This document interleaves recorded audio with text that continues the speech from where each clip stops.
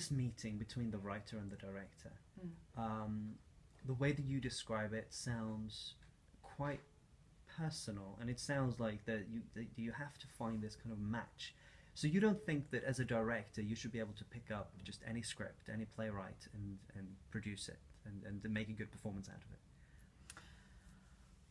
Well, yes, I think that's it's a really nice thing to do. I really like that as well, and I'm doing that next year. I'm going to one of the houses in Norway. I'm going to do a play that has already been written and produced many times. So of course that's a really good challenge as well. But it's a completely different game, isn't it? Because one thing is to have maybe something a theme that you really like to see on the stage, but you can't find, and you produce that new idea, that's going to be a new play with a dramatist, or you get really interested into a play which you just find so fascinating, or they have a really good theme that you would like to direct, and you pick that. To me, it's just two different paths to directing. Great. Let's talk a little bit about puppet theatre.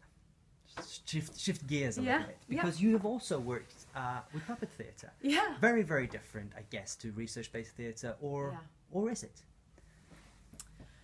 Well, I was asked to do puppet theatre by Levende Dukker. And I was then in the beginning in doing my first project with the research-based theatre, and I proposed this idea of, well, why don't we just do the same thing with you, but in a more devised way, because then we could work with the puppets. They have to live in a different way than producing a text. So we designed a sort of a devised process where the actors and me, we were doing research, we were discussing, and then we were improvising and scripting that. So I was scripting improvisation. So that is more of the classic devised strategy to develop a play. But we were doing this play for 2 to 5-year-olds, and we did some interesting research on birds in order to find the different characters, which characters we would like to have in the show. So we used a little bit of this, the research, and I found it so very interesting to see how the puppet players were so really liked this idea of knowing about the bird that they were playing. And then of course puppet theatre is much more like dance. You kind of have to give the puppets their own lives, and they don't use so much text as well. So it was an inspiration for us to do the research together, and it was also it was a way to create a piece about a cuckoo nest, where this the big little cuckoo pushed all the other children out because it was so big, and we had little details from the real life about how cuckoos develop and what cuckoos do and what type of food they eat and all sorts of things about cuckoo life that came into the play. Writing or compiling this text for puppets, it could have happened out from improvisation. Do you think that's a necessity if you're going to be writing for puppet theatre, that you've been in the room, that you've been there with the puppeteers, with the puppets, to understand how that works? I think both the puppet designer and the puppeteers, well, I think we all enjoyed sharing information, because then it was easier to derive at the puppet design. It was easier to derive at the sort of the script, of course, of the play, and also to have this why we did this show, because with a research-based approach to the puppet theatre, we sort of felt that it was important to do the play. Of course, it should be about playful puppets, about playful birds, but we did it because it was important to talk about these children who are big, complicated, who riot and who push other children away, who are the difficult child.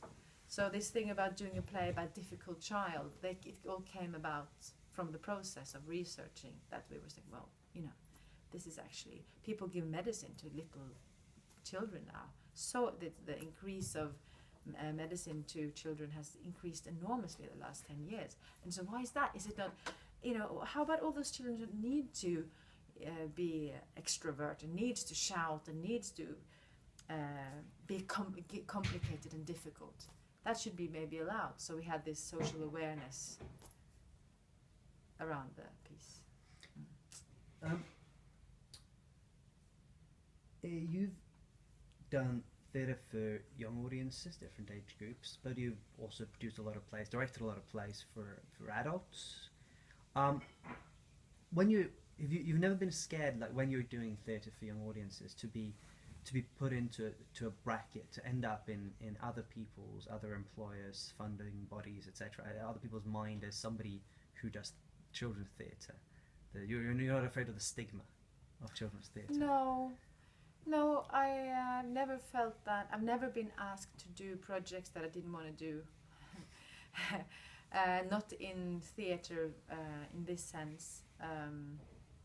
No, I don't think so. I think that the need or the interest in talking to different target groups and understanding that is a very valuable thing to have in all play processes and in every target group in every theatre. So I don't find that. Do you think this idea of the stigma of working with children's theatre, do you think it's a thing of the past? Do you think people are past that now? Yeah, I don't know. I haven't thought about that for myself, but it might be. It might. I can understand if you have. It all depends on what you think about children's theatre. If you think it's, you know, if it's worth doing, if it's as valuable as all other types of theatre, then I don't find that stigma is a right word. It's when you see children in the theatre standing there singing and being like totally into the story, they are the most engaged audience you can have. So, well, I don't know. I think we have to be grown-ups and sort of say, well, it's really important for the whole theatre business and for all audiences to start early.